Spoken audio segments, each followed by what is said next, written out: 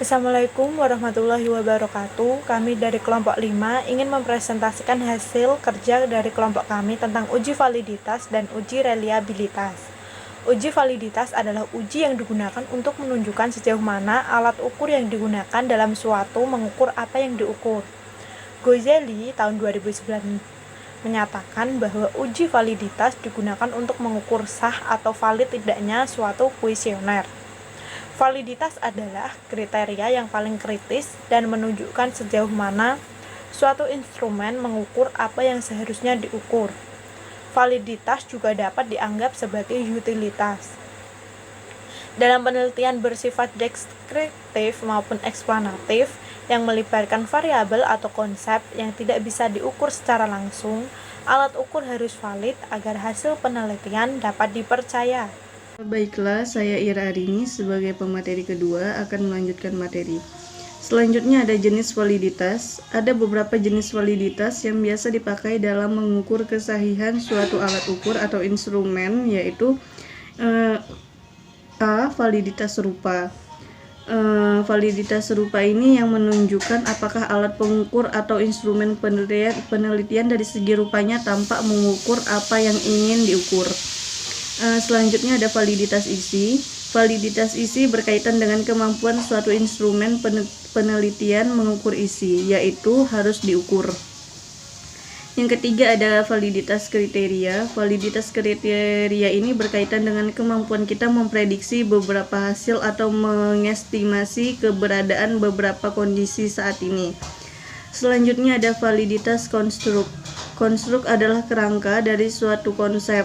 Validitas konstruk adalah validitas yang berkaitan dengan kesanggupan suatu alat ukur dalam mengukur pengertian suatu konsep yang diukur. Materi selanjutnya akan disampaikan oleh pemateri ketiga. Nelly Anggreni akan melanjutkan materi mengenai uji reliabilitas. Reliabilitas merupakan penerjemah dari kata reliability yang mempunyai asal kata rely yang artinya percaya dan reliable yang artinya dapat dipercaya menurut Azwar 2012. Reliabilitas berhubungan dengan akuransi instrumen dalam mengukur apa yang diukur, kecermatan hasil ukur, dan seberapa akurat seandainya dilakukan pengukuran ulang. Selanjutnya, Azwar juga menyatakan reliabilitas sebagai konsistensi pengamatan yang diperoleh dari pencatatan berulang baik pada satu objek maupun sejumlah objek yang lainnya. Selanjutnya, Kerlinger memberikan batasan tentang reliabilitas, yaitu A.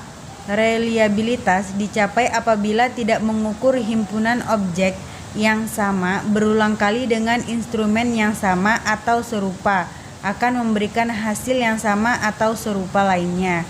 B. Reliabilitas dicapai apabila ukuran yang diperoleh dari suatu instrumen mengukur adalah ukuran yang sebenarnya yang bersifat diukur. C. Reliabilitas dicapai dengan memaksimalkan alat pengukuran yang terdapat pada suatu instrumen pengukur. Terima kasih. Reliabilitas keandalan empiris soal.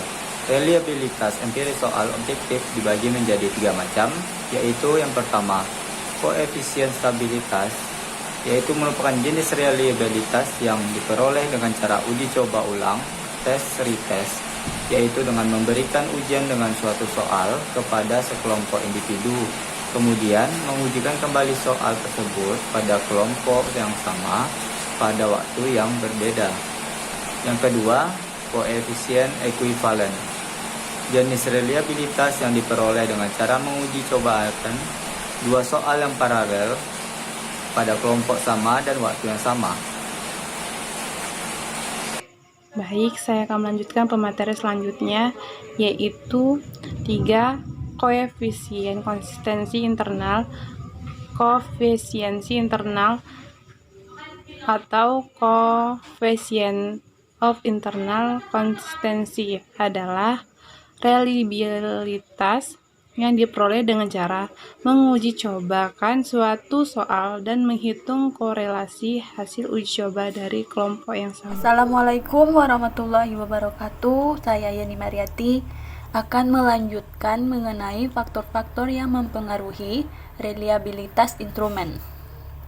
Yang pertama, panjang tes. Semakin panjang suatu tes evaluasi, semakin banyak jumlah item materi pembelajaran diukur. Yang kedua, penyebaran skor. Koefisien reliabilitas secara langsung dipengaruhi oleh bentuk sebaran skor dalam kelompok siswa yang diukur. Semakin tinggi sebaran, semakin tinggi estimasi koefisien reliable. Yang ketiga, kesulitan tes. Tes normatif yang terlalu mudah atau terlalu sulit untuk siswa cenderung menghasilkan skor reliabilitas rendah. Yang keempat, objektivitas. Yang dimaksud dengan objektif yaitu derajat di mana siswa dengan kompetensi sama mencapai hasil yang sama. Sekian hasil diskusi dari kelompok kami. Saya tutup dengan Assalamualaikum warahmatullahi wabarakatuh.